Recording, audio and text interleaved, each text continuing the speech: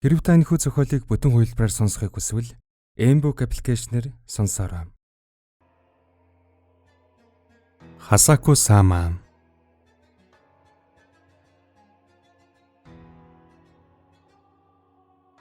Аав минь эцэг эхийн гэрэл рүү явхад машинаар 2 цаг гаруй зарцуулна. Тэд тариалан эрхэлдэг байсан ба би сурагчдын амралтаараа дугуйгаараа өөрөө очдог байсан юм. Эмээ өвөө хоёр минь намайг баяртайгаар хүлээж авдаг юм.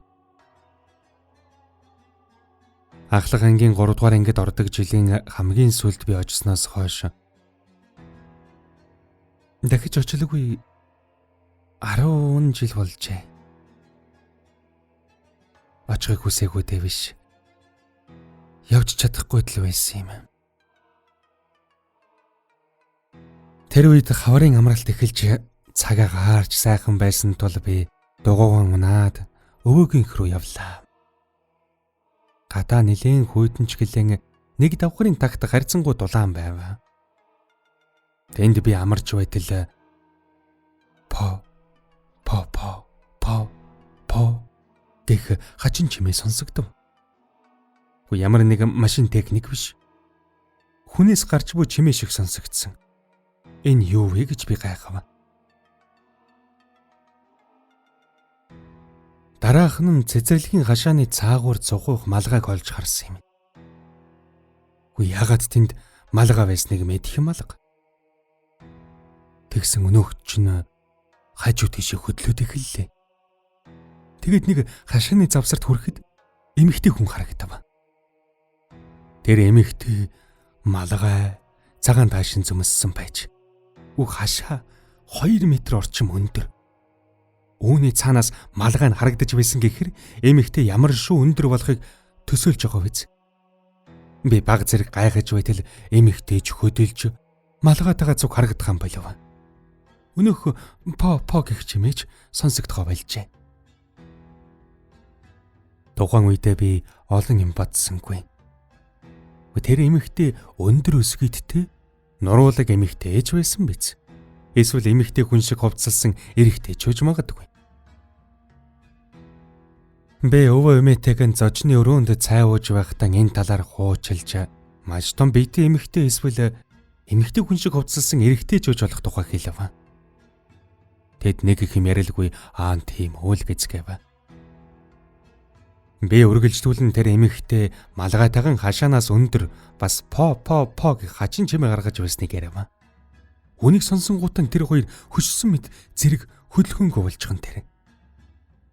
Өвөө нүрэн үрчийлгэн намайг асуултаар болж эхлэв. Хизээ гарсан, хаана харсан, хашаанаас хэр зэрэг өндөр байсан зэргийг асуув.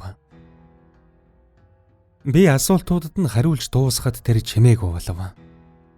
Тэр үүдний өрөөрөө явж хин нэгэн рүү удсаар залгав. Гүйдэг хаалга хаагдсан тул юу ярьсныг нь сонссонгүй. Имээ чичирч ухаан илт харагдаж байлаа. Удсаар ярьж дуусаад өвөө буцаж ирв. Өнөө шин чи энэ дэвл дээрээ чамайг буцааж явуулж чадахгүй гэв. Би буруу зүйл хийчих үү гэж би санаа зовж эхлэв. Би эмэгтэйг хайж олоогүй. Харин тэр над дээр ирсэн шүү дээ. Өвөө эцэст нэмээд хандаж хүүг харж угаарай. Би хайрцаг аваад ирье гээд ачааны машиндаа суун явв.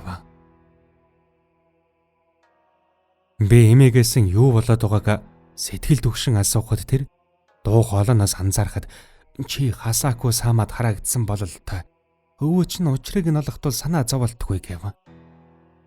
Өвөөг эргэж ирэх хүртэл эмээ бид хоёр багаар ярилцсаар байв. Энэ газарт Хасаку Сама гэх зүйл байсаар иржээ. Хасаку Сама өндөр нуруутай эмэгтэй хүний дүрээр гарч иржээ. Яг л нэртэйгэн адилхан 2 метр 40 см орчим өндөр. Эрэгтэй хүн шиг хачин инээдгээс по гэж сонсогддог байна. Ямар хүнтэй таарахаас шалтгаалж бэлэвсрэлийн хувцастай залуу бөсгөө болон уламжлалт загвартай кимоно бүхий хөгшин эмэгтэй. Эсвэл хижээл насны тариачин эмэгтэй болж харагддаг. Харагдах байдал нь байнга өөрчлөгдөгч түүний 3 зүйл хизээч өөрчлөгддөггүй гин. Эд бол түүний өндөр нуруу, малгай, хачин инээд 3 юм. Эрт үед түүнийг хараагдсан аялагч байсан гэж ярьдагч хинч нарийн учрыг мэдэхгүй. Түүнийг тосгондох бурхны хөшөөгөөр лацдсан учраас эндээс явж чаддаггүй. Хасааку самаагаар хараагдсан хүмүүс хэдхэн хоногийн дотор алуулдаг байна.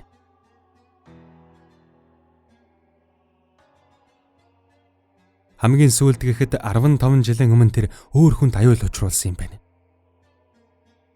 Хасааку самаад тосгоныг орхин гарах тодорхой замууд бий. Хойд, зүүн урд болон баруун зүгт. Харин бурхны хөшөөнүүдийг түүнийг тогтоон барих гэж тэр замууд дээр байрлуулсан гэдэг. Яагаад Хасааку самааг энд тогтоон барих гэсэн нь тосгоны хуучин орсон суугчид хөрш тосгонуудтай тохироо хийж оронд нь ус ажиглах зэрэг эрх хэдэлдэг байсан бол л та. 10 буюу түүнээс дээш жилд нэг удаа Хасааку сама хүмүүст харагддаг. Харин хуучны оршин суугчид үүнийг дажгүй тохиролцоо гэж үзсэн бол л та юм. Энэ бүгдийг сонссны эцэст би дотроо үнэн яриа гэдэгт итгэсэнгүй. Өвөг настай эмэгтэйтэй цуг буцаж ирэхэд "Чэвгүй юмтай орооцолдлоо тоо. Аль үнийг ав" гэж настай эмэгтэй надад хэлэн сахиу өсгөөд өвөөтэй цуг дээд давхар руу гарч эмээ надтай цуг үлдэв. Бүр 0 ороход хүртэл хаалга бүтэн хаалгасангүй. Тэгэхэд л энд ирснээс хойш анх удаа би аюулд орсон байна гэх бодол төрж эхэлсэн юм. Хэсэг хугацааны дараа намайг 2 давхарт дуудан нэг өрөөнд оруулав. Цонхыг битүү сонин болон сахиусаар таглаж өрөөний дөрвөн болонд давс асгасан байв. Таглын ширээ гэхэд арайч жижиг дүү модон харцаг байх ба дээр нь жижигхэн буддаагийн баримл байв.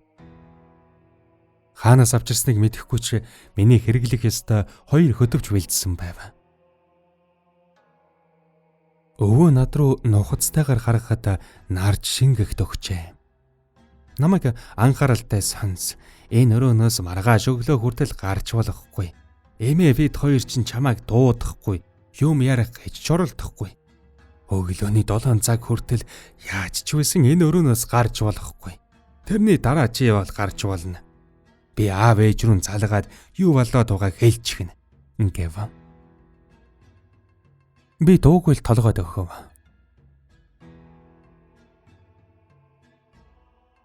Яг миний хэлснээр хийж сахиусыг бас нээж болохгүй.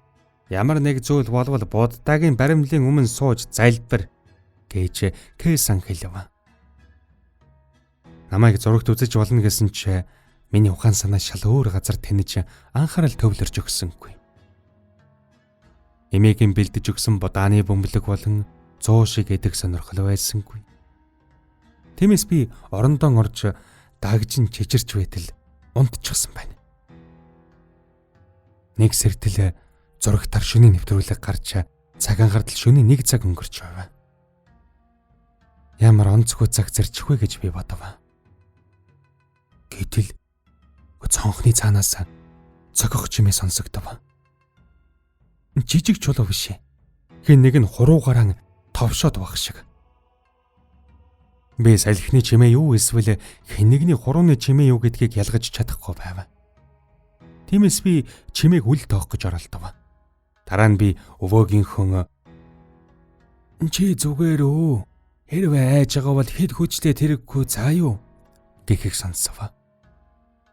Би хаалга зүглэн алхаж байсан өвөөгийнхөө хэлж өснэг санав. Өвөө дахиад л "Яасан бэ? Хүсчээвэл одоо гараад ирж болно" гэв. Хоол нь яг л өвөөгийн шиг сонсогдовч. Гэхдээ ягаад ч юм биш гэдгийг нь мэдэж хамаг шар ус босор шиг болов. Өрөөний болонд хасгсан тавс руу гартал дээд хэсэг нь харалжээ. Би буддаагийн баримлын өмнө яарвчлан очиж сахиусан өмнө барин хамаг чангараа залбирч гарав. Надад туслаач гэдэл по гэх чимээ болон цонх товших чимээ надад сонсогдов. Тэр эмэгтэйг тийм өндөр бишээ гэдгийг мэдэж байсан ч Газраас зогсохорон цонхонд хурж гисэн хуруугаараа товшиж угаагаар төсөөлөгдөд болсонгүй. Өөр юу ч хийж чадахгүй тул би Бурхны өмнө залбирсаар суув. Шөнө хэтэрхий удаан үргэлжилсэн ч эцэст нь өглөө болжээ. Зурагтаар өглөөний нэвтрүүлэг гарч цаг дэлгэцийн болон дахь цаг 7 цаг 30 минутыг заана. Би анзаараагүй ч цонх товших болон хөнөө хүний сонин аваа аль аль нь алга болжээ.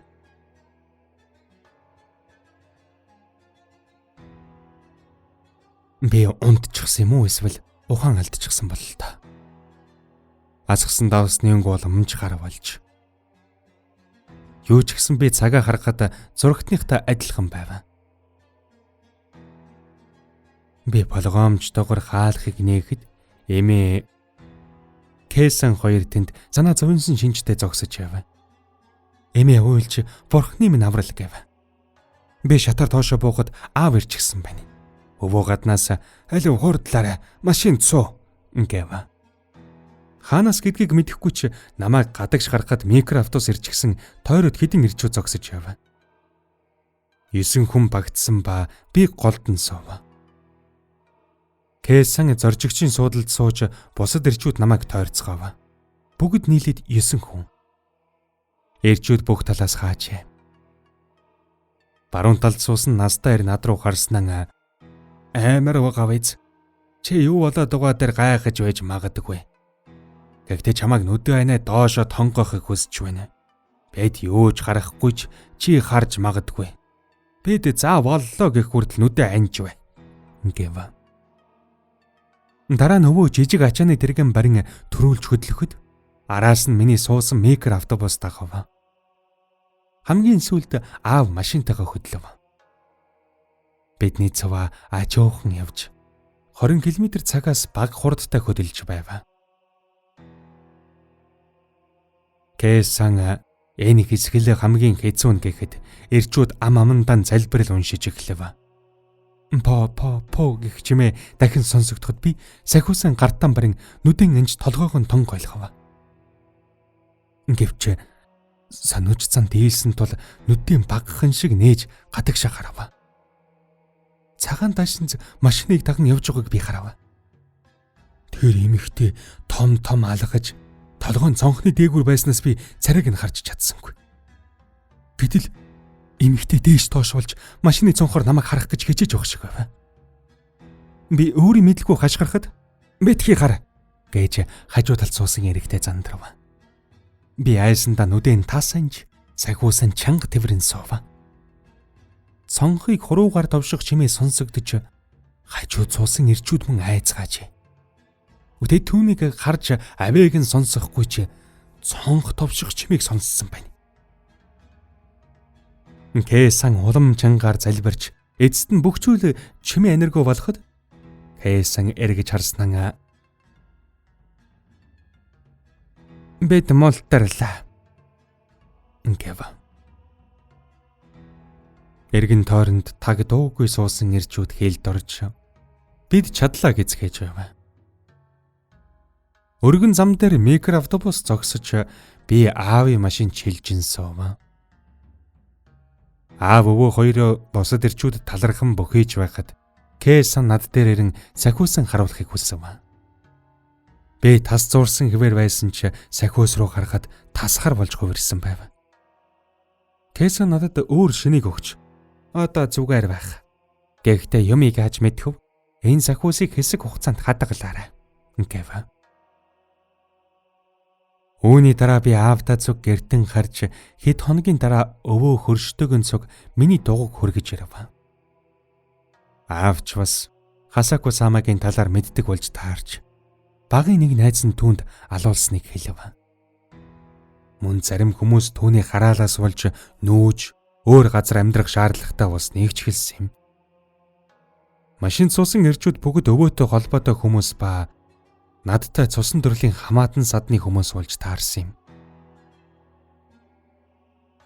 Урд явсан өвөө, ард явсан аавч бас надтай цусан холбоотой.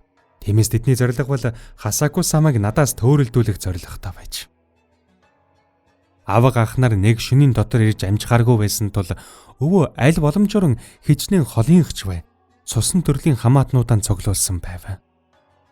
Тэгсэн ч хангалттай олон хүн цоглуулж чадаагүй тул шүн явсан дорвол өдөр аюул багтаа тул намайг өглөө болтол тэр өрөөнд байлгасан юм байна. Хэрвээ байдал муугар иргсэн бол намайг зугтаалгахын тулд аав өвөө хоёр өөрсдийгөө золиослохоор шийдсэн байж.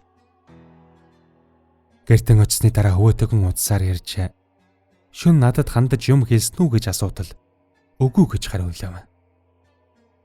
Үүнийг сонсоод миний дотор дахин эвгүйцэх мэдрэмж төрөв. Өмнө хэлсэнчлэн би тийшээ дахиж зүглээгүй. Өвөө маань 2 жилийн өмнө нас барж би оршуулганд нь оролцох боломжгүй байв. Тэр хэвдэрт орсон хойноож намайг очихыг эрс эсэргүүцэж байсан юм.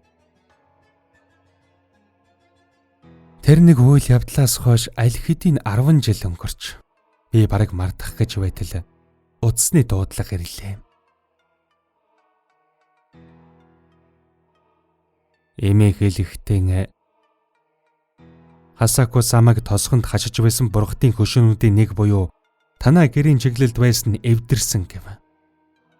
Би үүнийг жирийн нэг мухар сүсгээс ялгаагүй гэж өөртөө эдхүүлэхийг хүсвч хаан ихтэйгээс по гэх аваа сонсогдох болгонд миний сэтгэл улам эвхээр тавгдах болсон юм.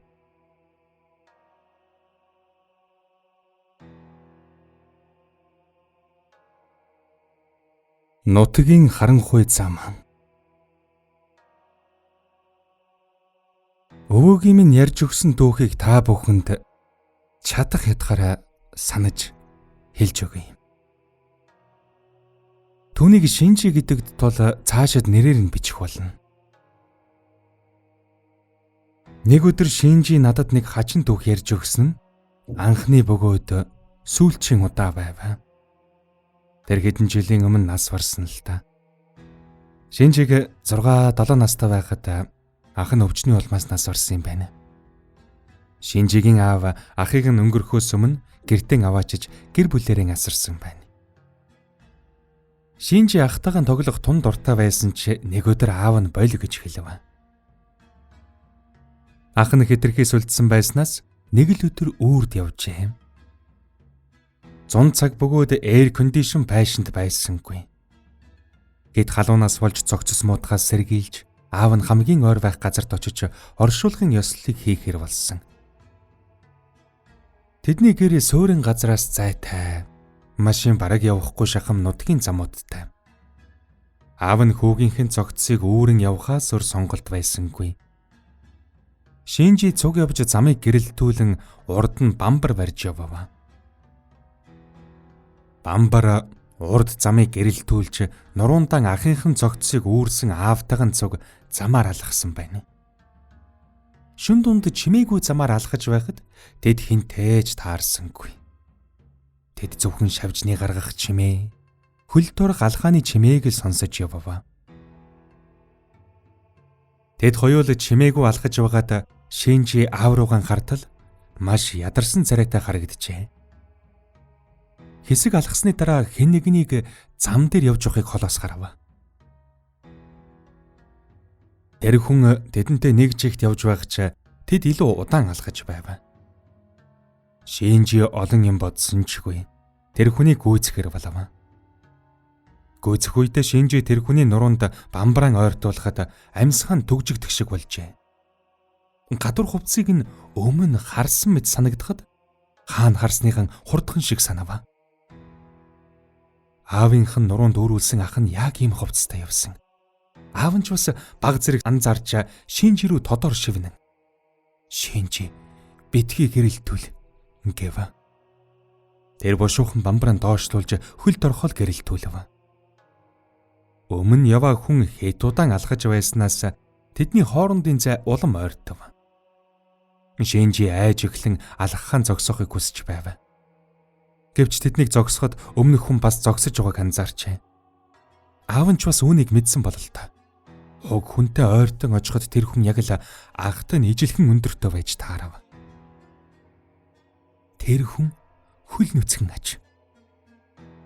Зам засаж сайжруулсан зам биш ч түүний хөл ямар нэг шарх сорив болсон тэмдэггүй байв. Тэд улам ойртоход өмссөн богино өмд нь харагдав. Ногоон өнгийн богино өмдийг тэр таньж байлаа. Цамц нь хөх цагаанаар алгалсан өнгөтэй. Ахынхан дуртай цамц байсан. Толгойн араас нь харах гэтэл аав нь гинэт мөрнөөс нь зуурч битгий хар, шинжи битгий хар гэв. Шинжи гайхсан боловч нүрийн доош болгов. Аав нь авандаа нэг юм бовдноход тэр сайн сонсож чадаагүй ч залбирч байгаа юм шиг сонсогдчихэ. Тэдний зай улам ойртож аавхүү хоёр тэр зүйлдээ зэрэгцэн явав. Аав нь залбирсаар л байв.